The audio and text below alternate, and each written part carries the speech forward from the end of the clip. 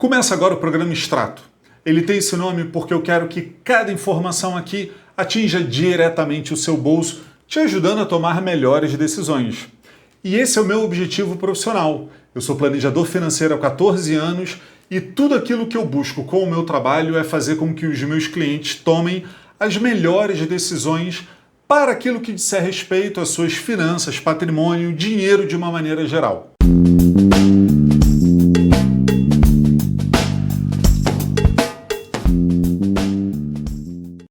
O principal objetivo desse programa é fazer com que cada informação te ajude a entender melhor aquilo que se passa no universo da economia, mas principalmente traduzido para o seu bolso. Além disso, vou trazer também casos de planejamento financeiro, lições de livros, ideias, oportunidades, tudo aquilo que de alguma forma eu quero que você saia engrandecido com esse programa. E como todo extrato, ele precisa começar com um saldo inicial, que nesse programa se trata de um contexto de mundo, para fazer você entender um pouco daquilo que está acontecendo no cenário. E falando de contexto global, a nossa preocupação está com relação a guerras e rumores de guerra e um reequilíbrio dos poderes entre os países mundo afora. Essa reorganização só vai trazer de preocupação para a gente, pelo menos a princípio, numa perspectiva de inflação. O preço do petróleo já esteve em 102, 105 e hoje beira a faixa de 80, 82, 84 e tem se mantido nessa faixa, o que não traz para a gente grande surpresa. E com relação às trocas entre os países, que esse reequilíbrio e a atenção que a guerra traz pode fazer com que alguns produtos acabem ficando mais caros. Principal preocupação? Inflação mundo afora, tá? Já no Brasil, o que nós temos é um governo que tem adotado uma política heterodoxa, mais voltada para o incentivo ao consumo, tendo o governo como o principal motor da economia. Sem juízo de valor, o que a gente precisa é aprender a lidar com a situação. Há uma perspectiva de aumento de impostos, que já estamos vendo, uma ênfase no gasto público, que não é problema desde que isso traga retorno para a população na forma de melhores serviços e para o governo na forma de geração de impostos lá na frente. O que a gente não quer, obviamente, é que as alíquotas dos impostos subam, que é o que tem sido a maior tendência. Já quando falamos da Paraíba, o que temos é que ela vai continuar sendo um estado pobre, mas com as finanças públicas em dia, porque pelo menos o nosso ICMS é muito caro. E a Paraíba continua muito dependente de 3 setores principais: a construção civil, o turismo e alguns serviços.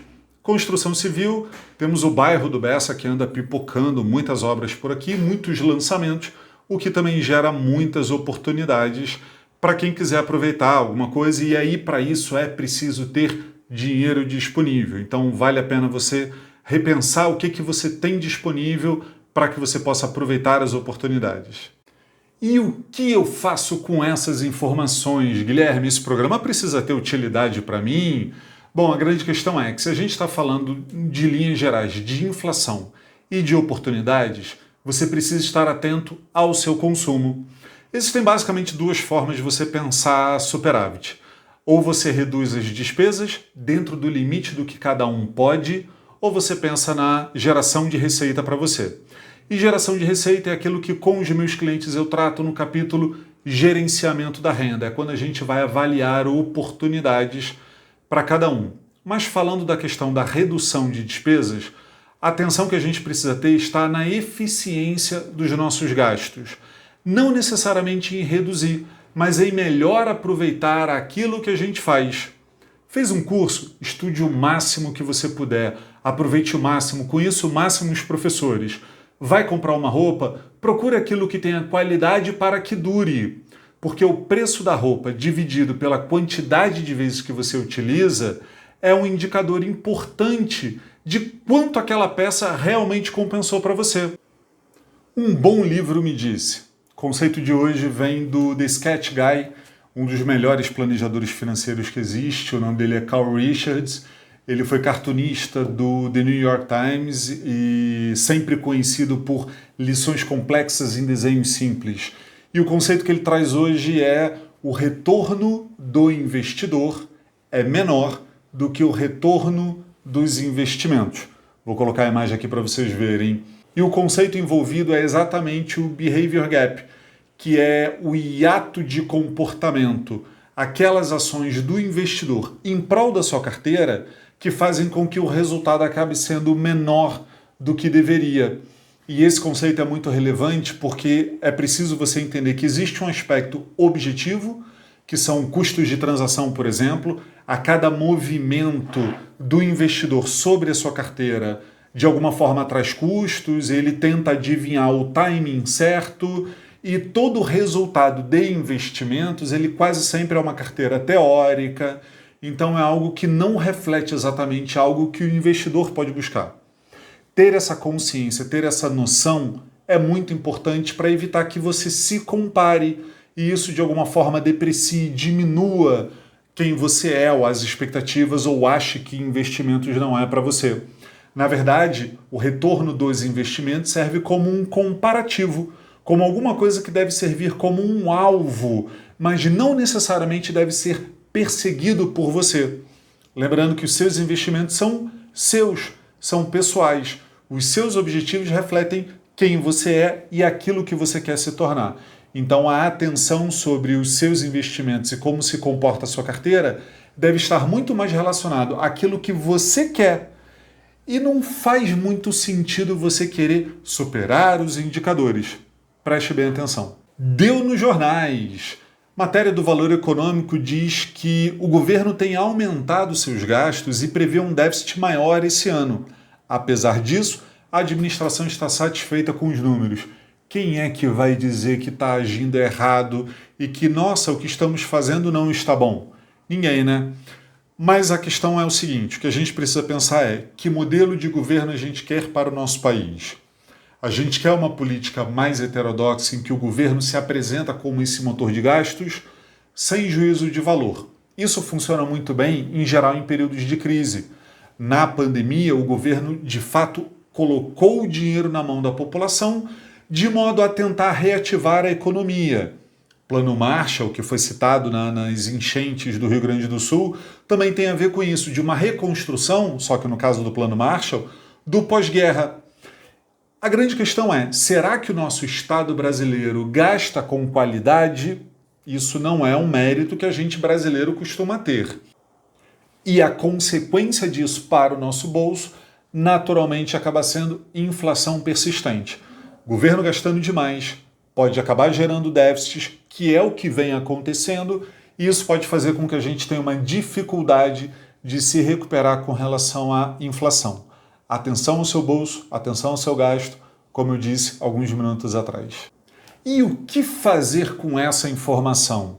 Bom, meu papel enquanto planejador financeiro não é dizer para você se o governo está certo ou está errado. Isso independe, até porque não somos nós que vamos mudar essa situação. Pelo menos agora, nem só nós dois, eu e o meu cliente. O que a gente precisa é aprender a lidar com a situação.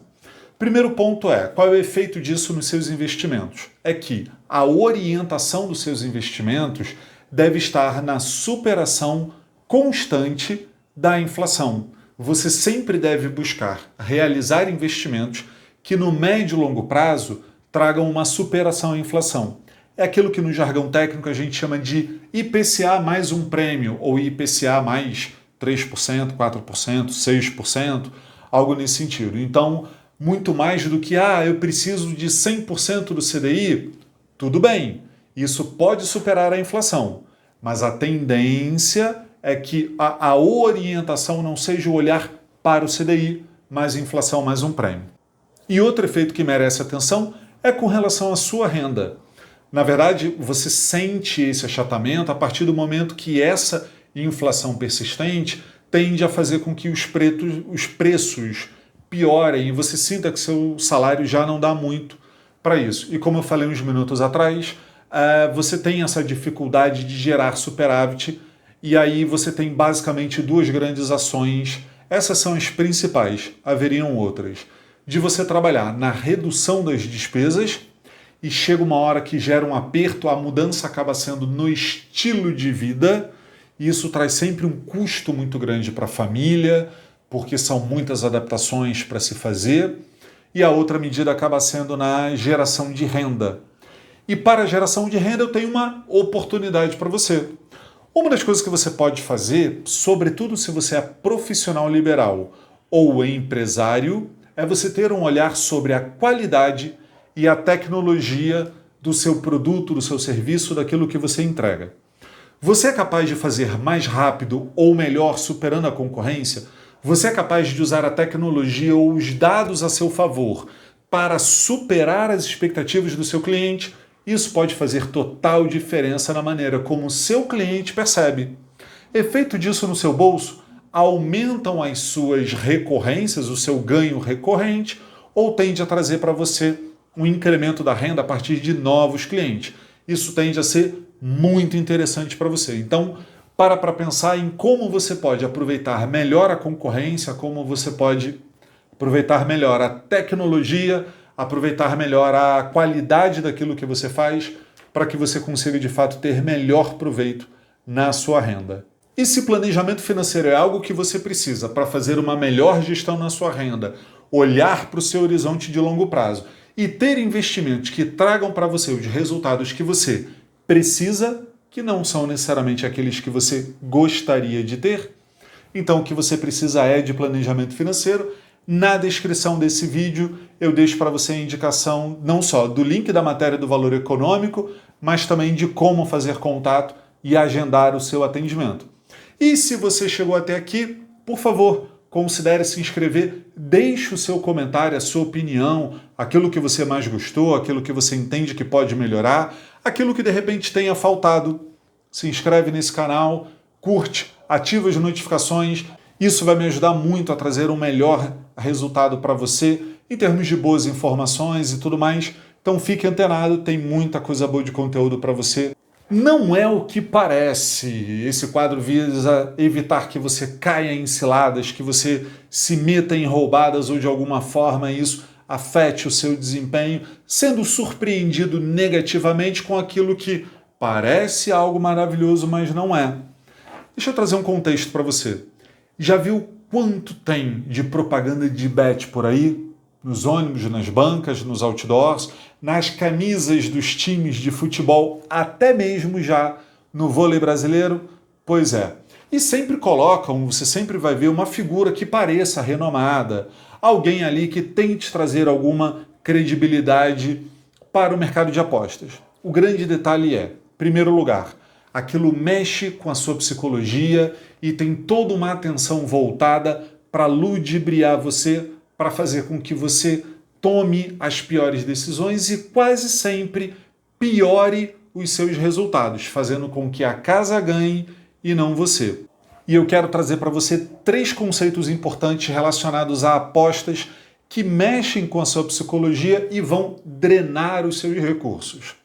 O primeiro deles é o viés da ancoragem. Faz com que você se fie em algumas informações quase sempre do passado, você confie, você deposita sua confiança em informações quase sempre incompletas porque elas vêm do passado, elas não se atualizam porque você se ancora nessas informações anteriores, fazendo com que a sua decisão sobre o contexto da aposta em que ela se encontre acabe não sendo mais o mais vantajoso para você, ou não reflita todas as informações disponíveis para você, fazendo com que você acabe fazendo as suas apostas com base em informações incompletas.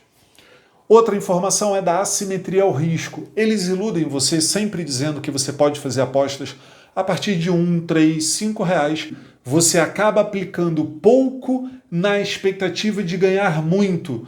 Mas deixa eu trazer um número para você. Sabe o quanto numa máquina de caça-níqueis, num cassino americano, se transforma em prêmio para quem aposta? 19 de cada 20 dólares apostados, no mínimo, é aquilo que é usado para pagar o apostador. Ou seja, a casa fica com, no máximo, 5% apenas de todas as apostas. E isso é dinheiro pra caramba. Mas, Guilherme, e na Mega Sena? Quanto da soma das apostas se transforma no prêmio? 35%. Pouco mais de 1/3 da soma de todas as apostas é o que se transforma em prêmio para você. Então, olha só, o brasileiro, até na hora de apostar, gosta de pagar caro pelas coisas. Imagina quanto não seria o prêmio da Mega Sena se fosse, 80% de resultado. Terceira informação importante sobre a psicologia das apostas é a aversão à perda. Você fica tão mordido de fazer a primeira aposta e perder que na segunda aposta você já tem a expectativa de recuperar o que perdeu na primeira. E quase sempre as apostas seguintes a perdas são maiores do que as apostas anteriores. Óbvio, você quer recuperar a sua aposta. Só que isso faz com que você acentue cada vez mais aquilo que você perdeu. Isso não é bom para você. Isso não é bom para o seu dinheiro. Deu nos jornais. Prazo para entrega da declaração do imposto de renda é até 31 de maio. Deixa eu te fazer 2 perguntas. Você já entregou a sua, não já? Segunda pergunta, você tem certeza de que ainda que você tenha colocado todas as informações de acordo com os demonstrativos que você recebeu, você estará livre de dores de cabeça lá na frente? É claro que essa preocupação ela só se dá para quem fez algumas operações, como por exemplo, transacionou um bem de grande valor, ou tem rendas não declaradas, ou recebe parte da renda em dinheiro vivo, ou de alguma forma faz muitas movimentações em conta, mas essas movimentações não são necessariamente fiscais. Então presta atenção no conceito que é o do consumo deduzido. Todo dinheiro que você recebe é uma fonte de recursos. Todo depósito na sua conta, de origem fiscal ou não, oriunda de um trabalho seletista ou não, um profissional liberal ou não, ele é uma fonte para você. E ele se acumula na forma de saldo, que de alguma forma vai virar bem direito para você. Se continuar como saldo, vira bem direito. Se ele sai na forma de uma devolução a quem te deu dinheiro, ou na forma de um pagamento de uma despesa, ou na liquidação de uma dívida, por exemplo, isso se torna uma aplicação do seu dinheiro. Assim como o pagamento da escola, que você usa lá para deduzir o seu imposto, os impostos retidos em fonte, também são aplicações desse dinheiro.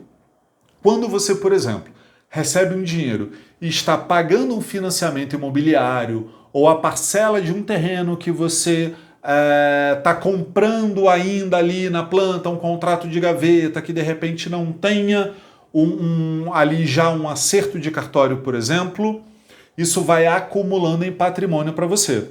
Isso se torna uma aplicação do seu recurso.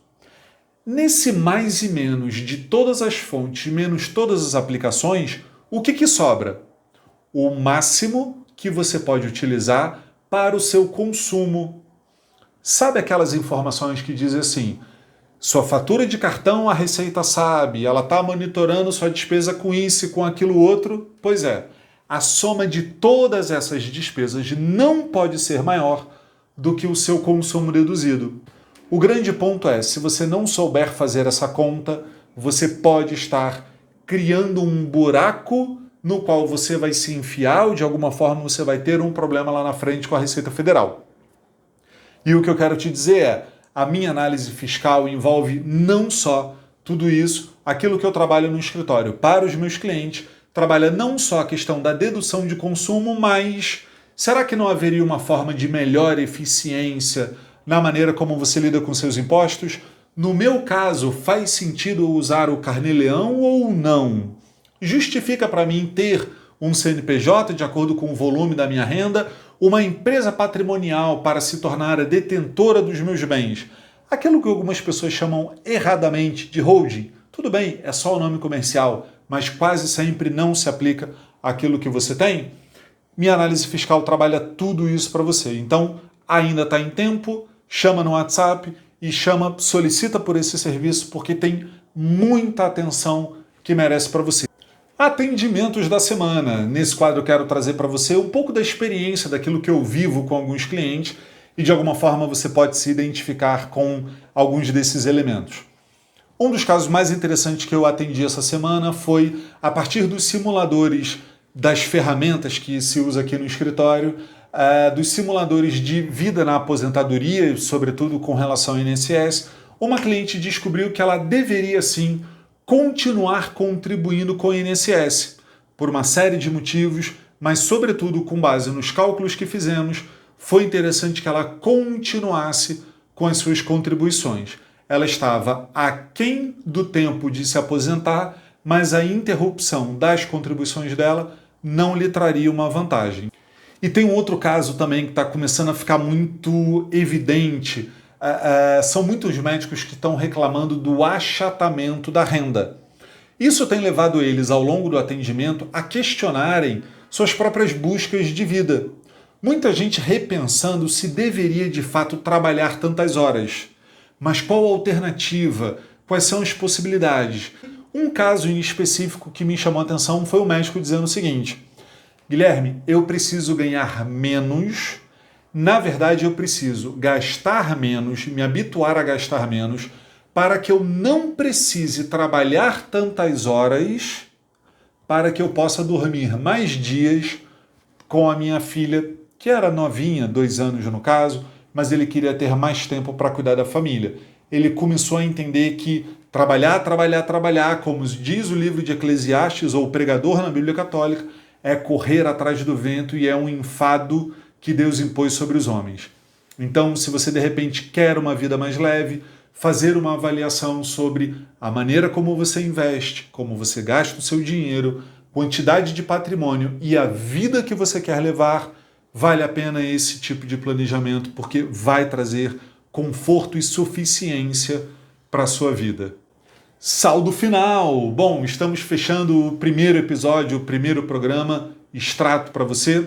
Eu sei, é muita informação, muito conteúdo. Extrato é isso mesmo. Tem coisa que interessa para a gente, às vezes tem informação que não interessa, mas eu pretendo ser útil para o maior público possível, para todos aqueles que de alguma forma precisam lidar com o dinheiro. De toda forma, se tem algum assunto específico, algo que você queira ver mais bem explorado de alguma forma, tem alguma dúvida que você queira que eu traga para o programa, que também pode ser a de outras pessoas, tem aqui na descrição formas de você entrar em contato.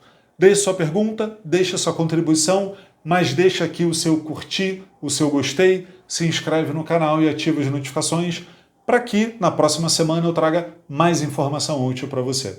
O programa Extrato é isso, informação e conhecimento direto no seu bolso.